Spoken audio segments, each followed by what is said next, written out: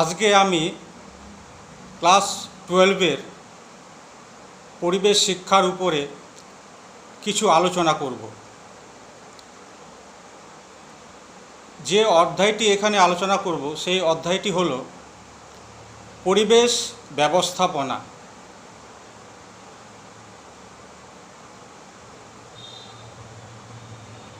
পরিবেশ আমরা কাকে বলবো? উদ্ভিদ ও প্রাণীর এবং মানুষের সুস্থ ও স্বাভাবিকভাবে পৃথিবীতে বেঁচে থাকার জন্য যে স্বাভাবিক পারিপার্শ্বিক ব্যবস্থার দরকার প্রয়োজন তাকেই আমরা পরিবেশ বলি বা বলবো।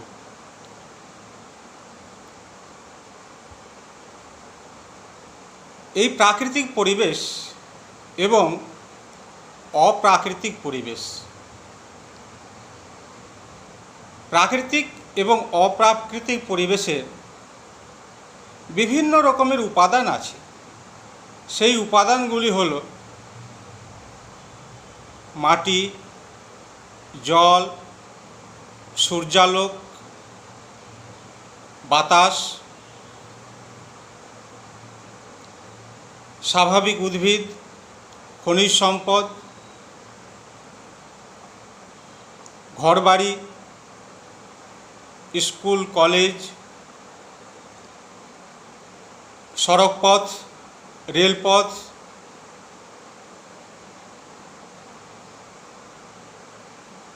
ইত্যাদি নিয়ে হচ্ছে গিয়ে আমাদের প্রাকৃতিক ও অপ্রাকৃতিক পরিবেশের উপাদান।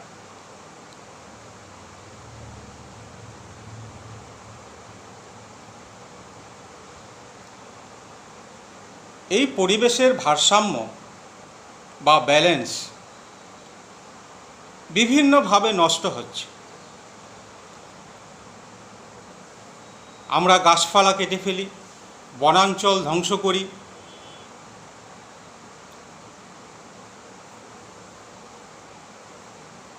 খনিজ সম্পদকে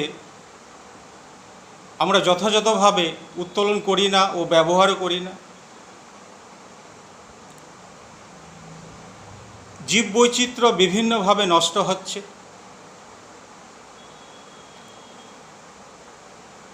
কৃষিভূমি ধ্বংস হচ্ছে, নষ্ট হচ্ছে। এইসব দিকগুলি যদি আমরা একটু লক্ষ্য করি এবং এদের সুষ্ঠুভাবে পরিচালনার জন্য কিছু ব্যবস্থা গ্রহণ করি, সেটাই হবে গিয়ে পরিবেশ ব্যবস্থাপনা।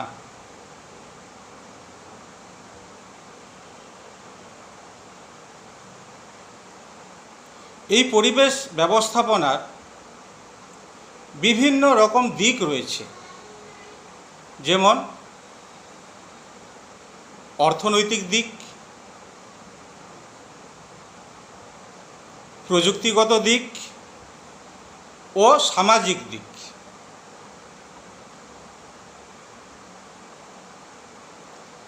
পরিবেশ দূষিত হচ্ছে, তার ভারসাম্য নষ্ট হচ্ছে, জীববৈচিত্র্য দিনের পর দিন ধ্বংস হয়ে যাচ্ছে।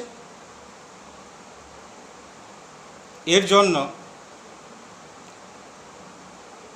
মূলত দায়ী হলো গিয়ে বৃক্ষছেদন, পরিবেশ দূষণ, গ্লোবাল ওয়ার্মিং বা বিশ্ব উষ্ণায়ন। তাহলে এই যে গ্লোবাল ওয়ার্মিং বা বিশ্ব উষ্ণায়ন, এটা বিশেষ করে হচ্ছে গিয়ে জীবাশ্ম জ্বালানি দহনের ফলে। সেই জীবাশ্ম জ্বালানিগুলোর নাম তোমরা জানো, সেগুলো কি বলো তো? সেগুলো হচ্ছে গিয়ে কয়লা, খনিজ তেল ও প্রাকৃতিক গ্যাস। এগুলো দহনের ফলে যে বিষাক্ত গ্যাসগুলো উৎপন্ন হয়, carbon dioxide, carbon monoxide, sulphur dioxide, nitrous oxide. এর ফলে কি হচ্ছে? গ্লোবাল ওয়ার্মিং বা বিশ্ব উষ্ণায়ন হচ্ছে। পৃথিবীর তাপমাত্রা দিনের পর দিন বেড়ে যাচ্ছে।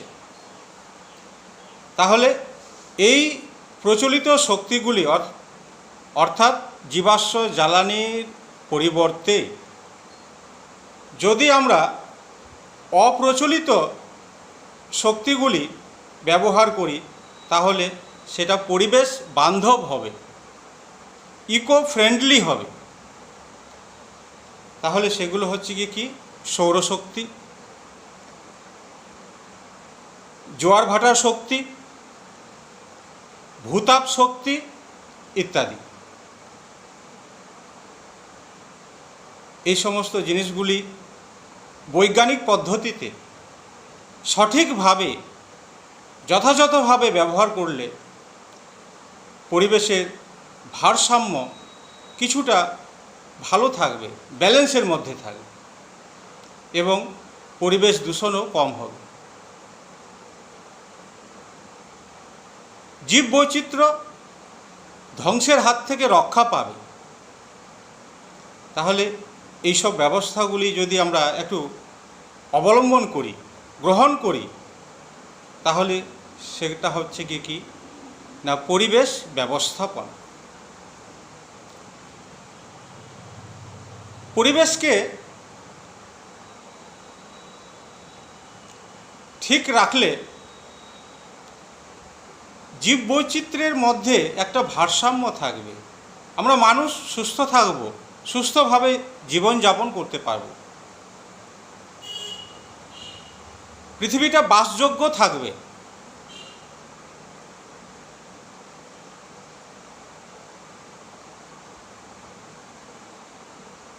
তাহলে এই পরিবেশ ব্যবস্থাপনার জন্য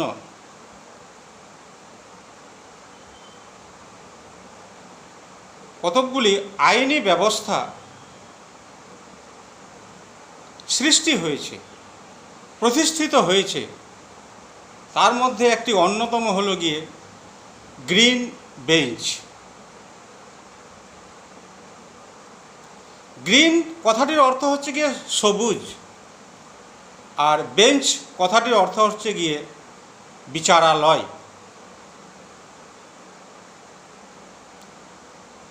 উনিশশো সালে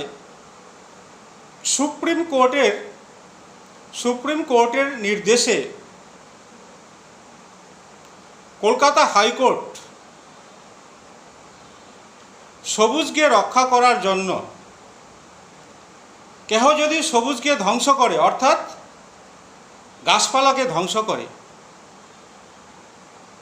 তার উপর মামলা দায়ের করার জন্য এবং তার ফয়সালার জন্য যে বেঞ্চ গঠন করেছেন সেটাই হচ্ছে গিয়ে কি গ্রিন বেঞ্চ।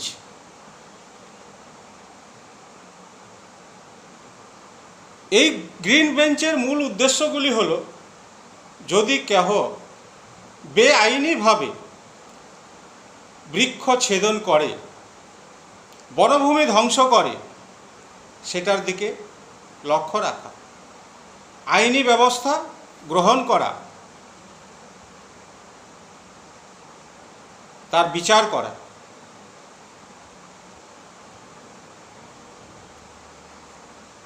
গ্রিন বেঞ্চ অর্থাৎ সবুজ সৃষ্টি করো, নিজের পাড়াকে, নিজের গ্রামকে, নিজের জেলাকে, নিজের রাজ্যকে, নিজের দেশকে সবুজে ভরিয়ে দাও।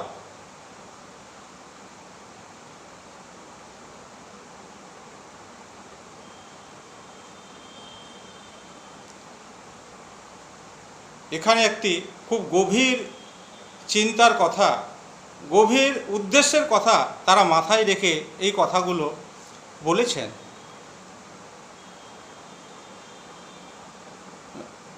আমরা জানি সবুজ উদ্ভিদেরা উৎপাদক, অর্থাৎ তারা খাদ্য উৎপাদন করে, খাদ্য তৈরি করে। আর আমরা হলাম খাদক। তাদের উৎপাদিত খাদ্যটা খাওয়াটা আমরা খাই। ফলে সবুজ উদ্ভিদের দরকার, সবুজায়নের দরকার। আর এটা যেন ধ্বংসের হাত থেকে রক্ষা পায়, তার জন্য যে বিচার ব্যবস্থা, সেটাই হলো গিয়ে কি গ্রিন বেঞ্চ।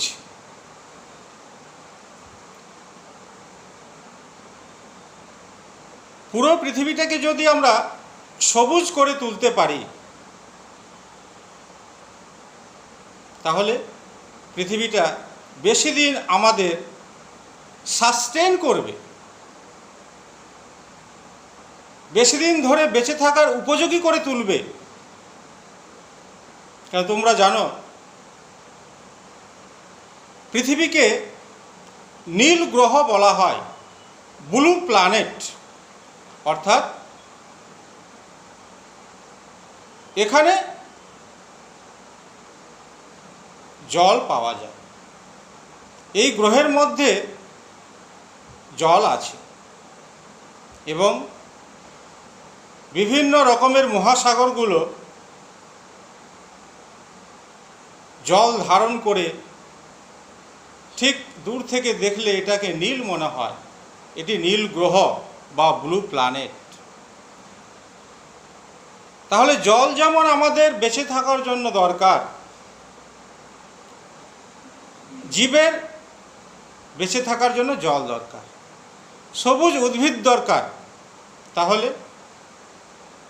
জলের অপর নাম জীবন।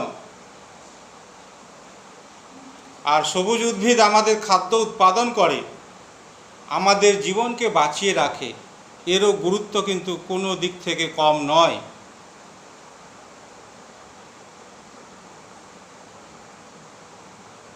ওই জন্য গ্রিন বেঞ্চের মূল উদ্দেশ্য হল সবুজে ভরিয়ে দেওয়া।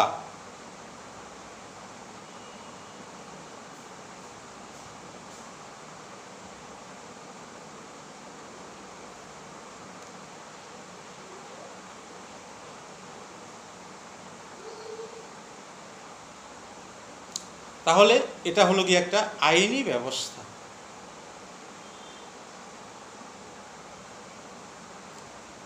এই যে গ্রিন বেঞ্চ, হাওড়া গণতান্ত্রিক সমিতি বলে একটা সংস্থা আছে, তাদের ভূমিকা কিন্তু খুব এখানে গুরুত্বপূর্ণ, উল্লেখযোগ্য। তারা অন্যায়ভাবে গাছ কাটা থেকে বাধা দেন। তারা বিভিন্ন জায়গায় বৃক্ষ রোপণ করেন, সবুজ গড়ে তোলেন এবং গাছের গুরুত্ব সাধারণ মানুষকে বোঝানোর চেষ্টা করেন। ফলে এর একটা বিশেষ ভূমিকা আছে।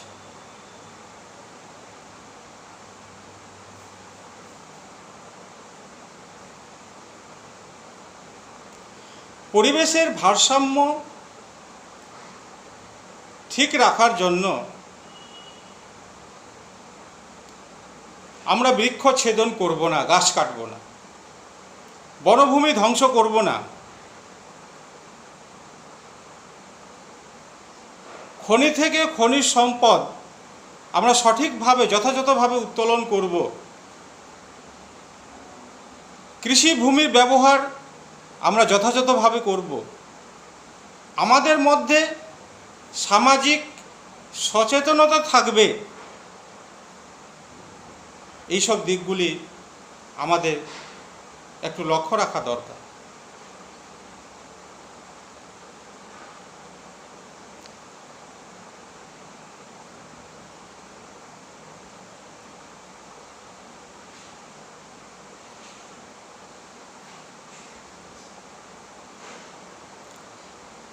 এরপরে বিভিন্ন রকমের পরিবেশ ব্যবস্থাপনার জন্য পরিবেশীয় আন্দোলন হয়েছে। সেই পরিবেশীয় আন্দোলনগুলি হলো চিপকো আন্দোলন,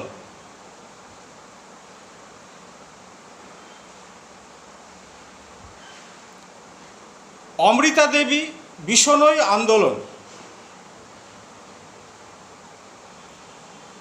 অর্থাৎ পরিবেশকে ভালোভাবে সঠিকভাবে পরিচালনার জন্য, তার ভারসাম্য বজায় রাখার জন্য বিভিন্ন রকমের আন্দোলন হয়েছে।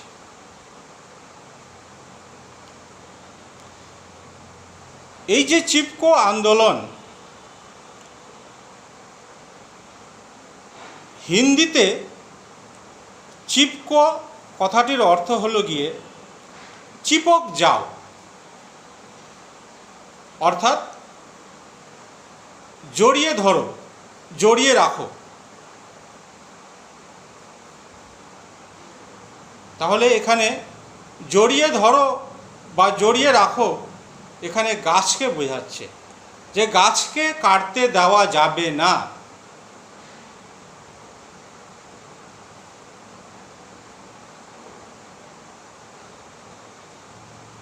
তাহলে এই আন্দোলনে মুখ্য ভূমিকা গ্রহণ করে উত্তরাখণ্ডের গাড়োয়াল হিমালয় অঞ্চলের আদিবাসী মহিলারা। এই উত্তরাখণ্ড রাজ্যটি আগে উত্তরপ্রদেশের একটা অংশ ছিল, তার সঙ্গে ছিল, কিন্তু এখন আলাদা রাজ্য হয়েছে। এখানকার আদিবাসী মহিলারা বিভিন্ন বণিক সম্প্রদায়কে, রাজার কর্মচারীদের, জমিদারদের গাছ কাটতে বাধা দেয়। গাছ কাটতে গেলে গাছগুলিকে তারা জড়িয়ে ধরে, ঠিক নিজের সন্তানের মতো, যে একে কোনোভাবে মারা যাবে না, কোনোভাবে কাটা যাবে না, জড়িয়ে ধরে রাখত। ওই জন্য আন্দোলনটির নাম হয়েছে গিয়ে চিপকো আন্দোলন, অর্থাৎ চিপক যাও, হিন্দিতে জড়িয়ে ধরো, রক্ষা করো। কাকে? গাছকে। তাহলে সেই মহিলারা, বই একটি কথা লেখা আছে তোমরা দেখবে, যে অশিক্ষিত, কিন্তু তাদেরকে অশিক্ষিত আমরা বলি ঠিকই, কিন্তু দেখো তাদের পরিবেশের মূল্যবোধ, পরিবেশের উপাদানগুলির গুণাগুণ তাদের মাথায় খুব গভীরভাবে আশ্রয় পেয়েছিল। যে পরিবেশের বিভিন্ন উপাদানগুলি, মাটি, জল, আলো, বাতাস, গাছপালা কত রকম আমাদের উপকার করে, সাহায্য করে, তাদের উপরে নির্ভর করে, ডিপেন্ড করে আমরা বেঁচে আছি। ফলে তারা গাছকে নিজের সন্তানের মতো ভালোবাসত, জড়িয়ে ধরত, কাউকে মারতে দিত না, কাটতে দিত না। এই চিপকো আন্দোলনে তারা 5টি জিনিসের কথা বিশেষভাবে উল্লেখ করেছেন, এবং তারা বলতেন, আমরাও জানি, আমাদেরও সেটা চিন্তাভাবনা সব সময় থাকা উচিত। বৃক্ষ বা গাছ প্রকৃতির সম্পদ, একে রক্ষা করা আমাদের অপরিহার্য কর্তব্য।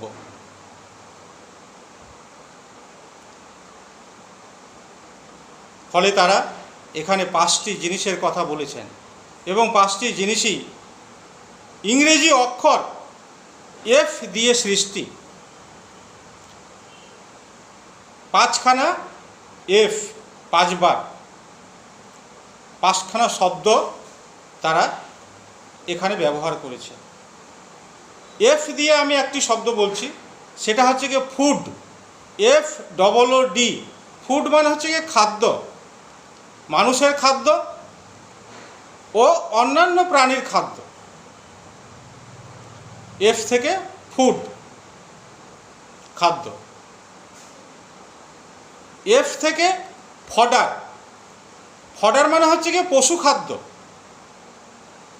যে সমস্ত গবাদি পশুগুলো রয়েছে, গৃহপালিত পশুগুলো রয়েছে, যেমন গরু, মহিষ, এরা ঘাস খায়, ছাগল এরা ঘাস খায়, ফলে ফডার পশু খাদ্য।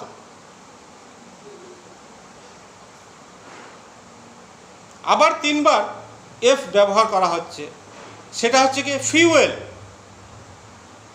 FUEL, ফিউয়েল মানে হচ্ছে কি জ্বালানি। যেমন এখনও গ্রামগঞ্জে গরিব লোকেরা খড়ি দিয়ে রান্না করে, তার মধ্যে আমরা দেখতে পাই শুকনো গাছের পাতা, পাতাটা শুকনো, গাছের ডাল, খড়ি ইত্যাদি তারা জ্বালানি হিসাবে ব্যবহার করে, রান্নাবাড়ির কাজে ব্যবহার করে, ফলে ফিউয়েল। কিছুদিন আগে আমরা টালিভাটাতেও দেখেছি যে খড়ি জ্বালিয়ে, বিশেষ করে আম গাছের খড়ি জ্বালিয়ে তারা টালিগুলোকে পোড়াতো, তাহলে এটা জ্বালানি হিসাবে ব্যবহার হচ্ছে। আবার 4 নম্বর, 4 ভাবে তারা কি করছে, এফ শব্দটাকে ব্যবহার করছে, সেটা হচ্ছে কি ফাইবার। ফাইবার মানে হচ্ছে কি তন্তু বা সুতো, তন্তু বা সুতো।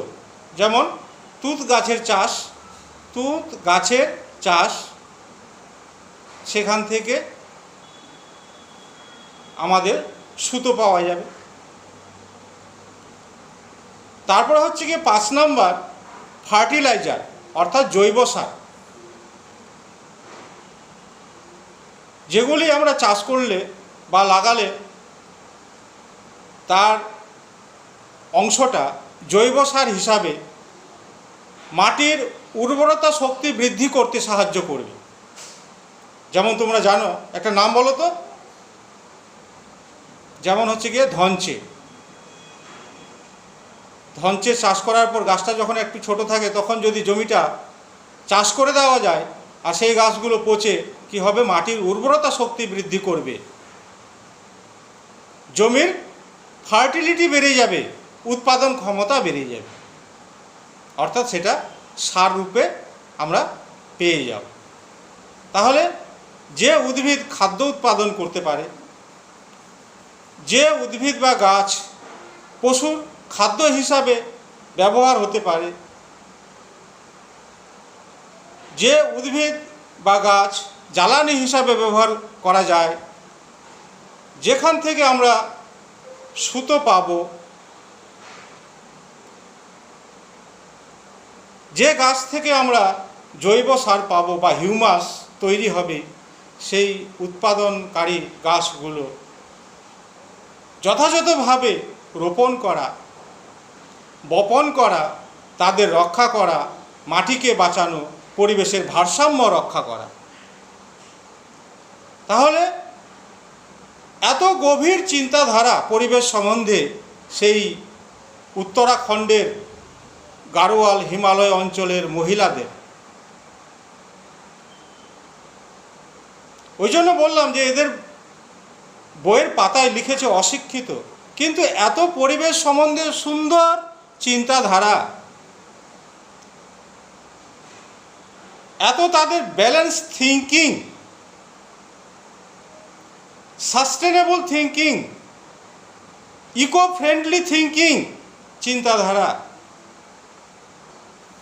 হয়তো আমার মতো শিক্ষিত অনেক লোকের এই চিন্তাধারা নেই যে গাছের এত বেশি উপকারিতা, গাছ এত বেশি পরিবেশের ভারসাম্য রক্ষা করতে সাহায্য করে, আর গাছের উপরে ডিপেন্ড করে আমরা জীবন ধারণ করছি।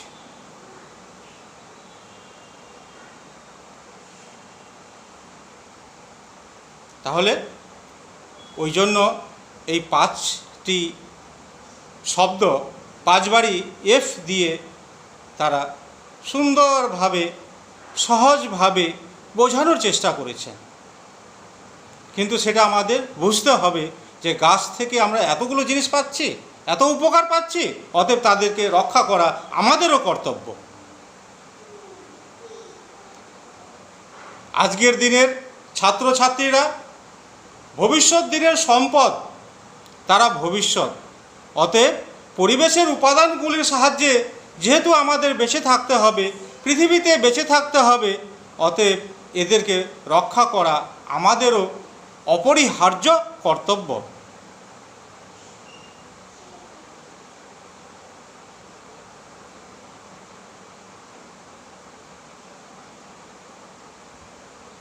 তাহলে কি করতে হবে ছাত্রছাত্রী হিসাবে?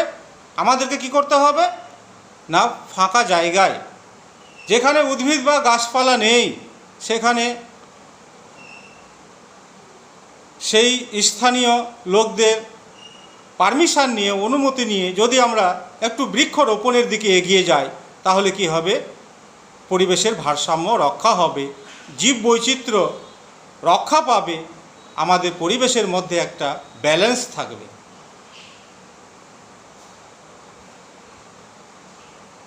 এবং পরিবেশ ব্যবস্থাপনার যে রূপ, সেটা সার্থকভাবে রূপদান পাবে।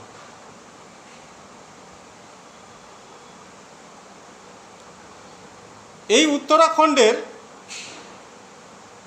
মহিলাদের একটি গান আছে, সেই গানটির একটি লাইন আমি বলছি।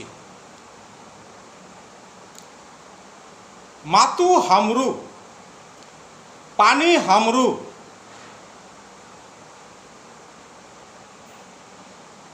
हमारा ही छा।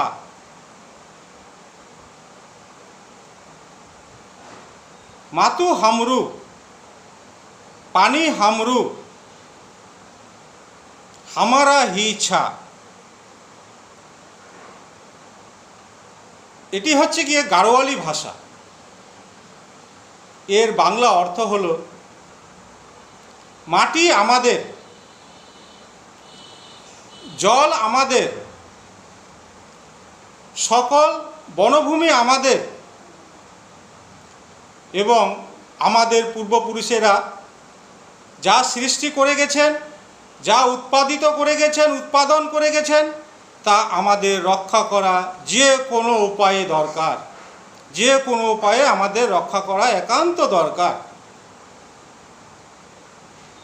তাহলে তাদের কত গভীর ভালো চিন্তাধারা, একজন শিক্ষিত পুরুষের থেকে, একজন শিক্ষিত মহিলার থেকে তারা অনেক বেশি ভালো চিন্তাধারায় এগিয়েছিলেন, ফলে এই ভালো কথাগুলি তারা বলতে পেরেছেন।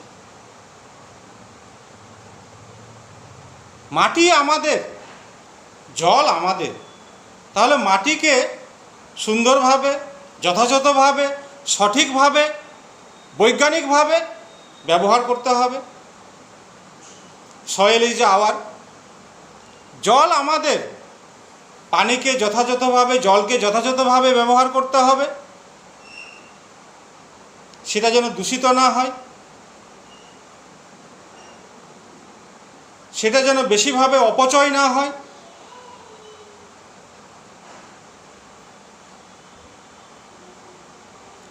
সকল বনভূমি বা গাছ আমাদের, অতএব তাকে যেন আমরা না কাটি, অর্থের লোভে, নিজের স্বার্থের লোভে, ভোগ বিলাসের লোভে তাকে যেন আমরা কেটে না ফেলি। এই রকম চিন্তাধারায় নিয়ে আমাদেরও বাঁচতে হবে। তাহলে তাদের চিন্তাধারা ছিল বাঁচিয়ে রাখা, আমরাও যদি একটু সেই রকম চিন্তাধারা নিয়ে জীবনযাপন করি এবং এগিয়ে যাই, আর পরবর্তী জেনারেশনের মধ্যে সেটা আমরা পরিচালনা করতে পারি, তাহলে কি হবে, পরিবেশ কিন্তু ঠিক জায়গায় সঠিকভাবে ব্যালেন্স রেখে আমাদের সাহায্য করবে, সহযোগিতা করবে। কেন, পৃথিবীর বুকে আমরা শ্রেষ্ঠ জীব, আর আমরাই যদি অন্যায় করি, অত্যাচার করি পরিবেশের উপরে, পরিবেশের উপাদানগুলোর উপরে, তাহলে কি হবে, পরবর্তীতে আমাদেরই ক্ষতি হবে।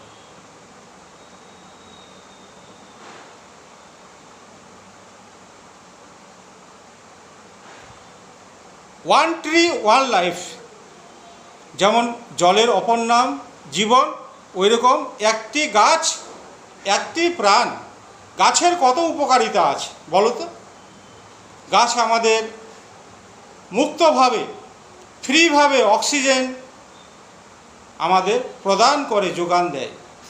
সেটা নিয়েই আমরা বেঁচে আছি, সেটা গ্রহণ করে আমরা বেঁচে থাকছি। গাছ আমাদের ফল উৎপাদন করে দেয়, ফলটি আমরা ভক্ষণ করি, খাই। গাছ আমাদের মাটিকে ঝড় বৃষ্টির হাত থেকে, জলস্রোতের হাত থেকে, ক্ষয়ের হাত থেকে রক্ষা করে। তাহলে গাছ আমাদের কত রকম উপকার করে থাকে। বিভিন্ন রকমের প্রাণীরা গাছের ডালে আশ্রয় গ্রহণ করে, বিভিন্ন রকমের জীববৈচিত্র্যের একটা বাসস্থান, ঘরবাড়ির মতো কাজ করে। গাছ আমাদের গ্রীষ্মকালে ছায়া প্রদান করে, জাস্ট লাইক আমব্রেলা, তার থেকেও বেশি শীতল, ঠান্ডা, আরাম। তাহলে এই গাছের উপকারিতা এত আছে, ওই জন্য আমরা বলবো কি ওয়ান ট্রি ওয়ান লাইফ।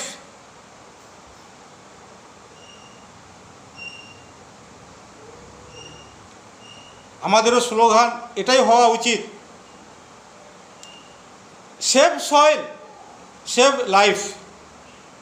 ব্র্যাকেটে যদি ওখানে তোমরা পরীক্ষার খাতায় লিখে দাও লাইফের জায়গায় ব্র্যাকেটে বায়োডাইভার্সিটি, এক্সামিনার হয়তো আরও খুশি হয়ে যাবে। সেভ সয়েল সেভ লাইফ, অর্থাৎ মাটিকে বাঁচান, মাটিকে রক্ষা করুন দূষণের হাত থেকে, ক্ষয়ের হাত থেকে, নিজের জীবনটাকেও বাঁচান, কেন ফসল ভালো হবে। সেভ ওয়াটার, জলকে দূষণের হাত থেকে বাঁচান। জল আমাদের স্নানের কাজে, পান করার কাজে, বিভিন্ন কৃষি জমিতে আমাদের ভালোভাবে কাজে লাগে।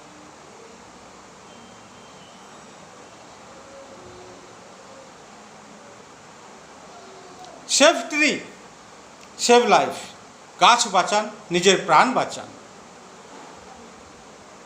তাহলে এই রকম চিন্তাধারা তখনকার দিনের মহিলাদের মধ্যে ছিল, মেয়ে মানুষদের মধ্যে ছিল। এই ঘটনাটি চিপকো আন্দোলন কত সালে অনুষ্ঠিত হয়েছিল জানো? তার সূচনা 1970 সালে। তাহলে ওইদিকে 30 বছর আর এইদিকে 20 বছর পার হয়ে গেছে অলরেডি। 50 বছর আগে এই চিপকো আন্দোলন শুরু হয়েছিল মহিলাদের মধ্যে। মহিলারা ছিলেন এর প্রধান উদ্যোক্তা, তারাই এটাকে লিড করত।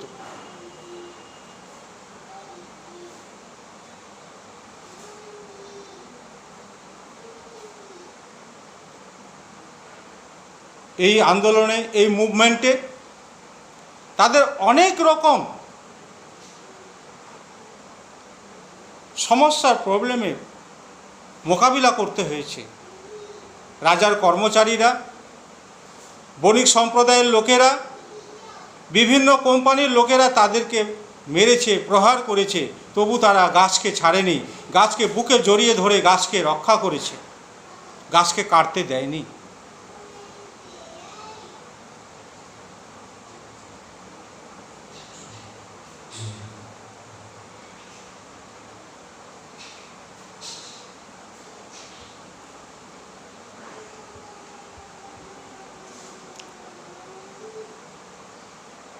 তারা জানতেন যে গাছ না থাকলে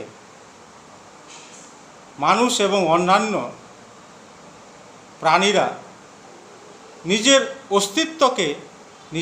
অস্তিত্বকে টিকিয়ে রাখতে পারবে না।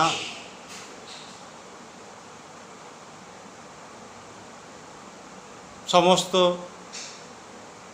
প্রাণ, সমস্ত জীবনগুলো ধীরে ধীরে ধ্বংস হয়ে যাবে। অতএব গাছকে রক্ষা করতেই হবে।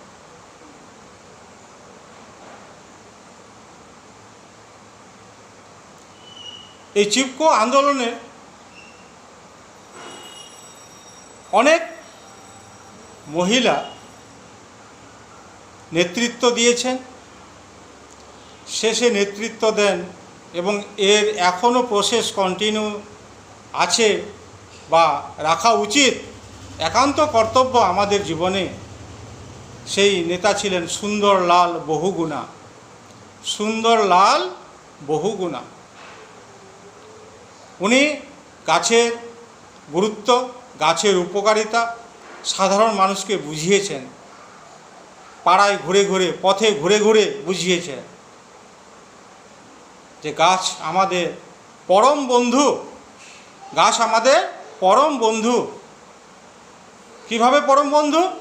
গাছ আমাদের ছায়া দেয়, গাছ আমাদের খাদ্য দেয়, গাছ আমাদের ফল দেয়, গাছ আমাদের ফুল দেয়। তাহলে গাছ আমাদের অক্সিজেন দেয়। তাহলে কত রকম গাছের উপকারিতা আছে। অতএব এটা আমাদের পরম বন্ধু। Tree is our Real friend. Tree is our Real friend. গাছ হচ্ছে কি প্রকৃত বন্ধু। এ কোনোদিন আমাদের মিথ্যা কথা বলবে না, আর কোনোদিন ফাঁকিও দেবে না।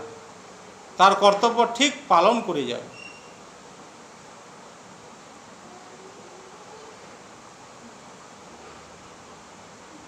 এরপরে আরেকটি আন্দোলনের নাম বলছে, সেটা হচ্ছে গিয়ে অমৃতা দেবী বিশনয় আন্দোলন।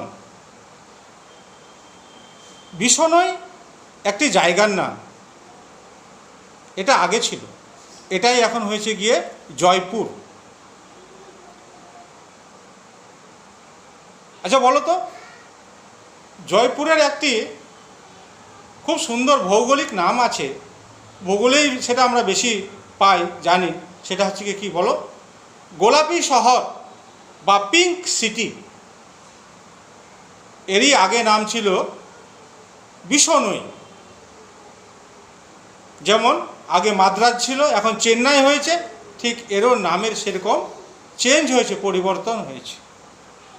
তাহলে এই যে জয়পুর সিটি, এই জয়পুর সিটিতেই আগে কিন্তু আবার বিশনয় আন্দোলন হয়েছিল। বিশনয় জায়গাটার উপরে, ওই জয়পুরটার উপরে। সেটা হচ্ছে কি বলো? অমৃতা দেবী এক মহিলা, সে আন্দোলন করেছিলেন গাছকে রক্ষা করার জন্য, বাঁচানোর জন্য। কিন্তু তখনকার দিনের ভোগবাদী, পুঁজিবাদী লোকেরা, বণিক সম্প্রদায়ের লোকেরা, রাজার কর্মচারীরা গাছ কাটতে আসে বিভিন্ন রকমের অস্ত্র নিয়ে। আর সেই অমৃতা দেবী মহিলা, ভদ্র মহিলা, আমরা তাদেরকে অশিক্ষিত বলে দিচ্ছি, বইয়ের পাতায় লিখে দিচ্ছে, কিন্তু তারা তো আমার মনে হয় প্রকৃত শিক্ষিত। তারা প্রকৃত শিক্ষিত। কেন? শুধু অক্ষর জ্ঞান থাকলেই যে আমরা শিক্ষিত হব তা না। অর্থাৎ যে লোকটি সমাজের উপকার করতে পারে, পরিবেশের উপকার করতে পারে, পরিবেশ সম্বন্ধে ভাবে, গাছ রক্ষা করে, পৃথিবী সম্বন্ধে ভাবে, মানুষের উপকার করে, ভবিষ্যৎ সন্তানের জন্য কিছু সঞ্চয় করে রাখার চেষ্টা করে, সে কি কম শিক্ষিত? তাহলে সেই অমৃতা দেবী রাজার কি করেছিল? রাজার কর্মচারীদের যখন উনি বাধা দেন, কিভাবে বাধা দেন? যে আমি গাছ কাটতে দেবো না, গাছকে জড়িয়ে ধরলাম। আর যদি তোমরা গাছ কাটো, তাহলে গাছটি কাটার আগে আমাকে কাটো।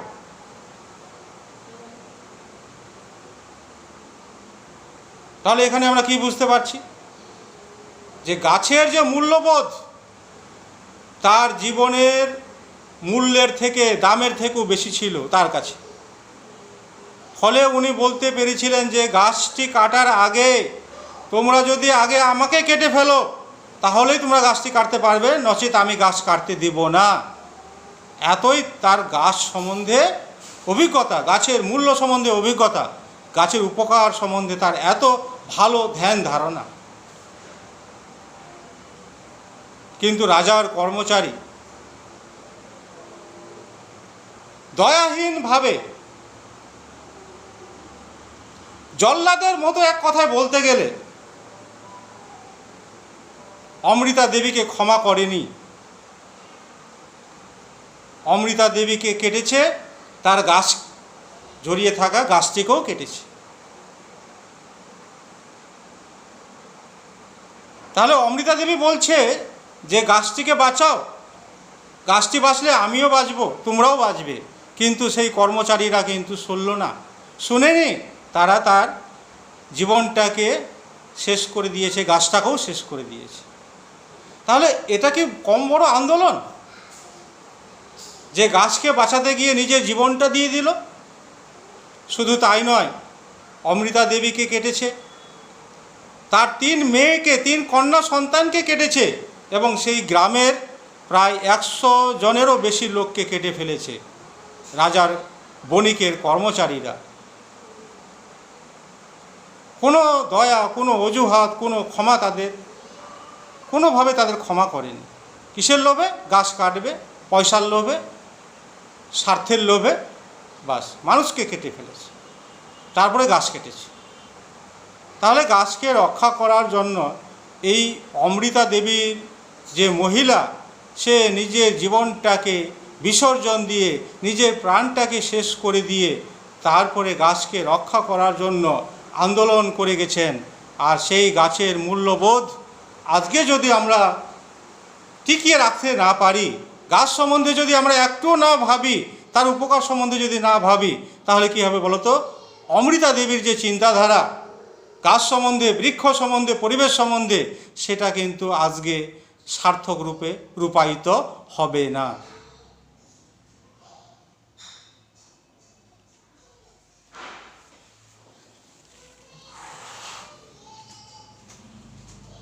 Ready?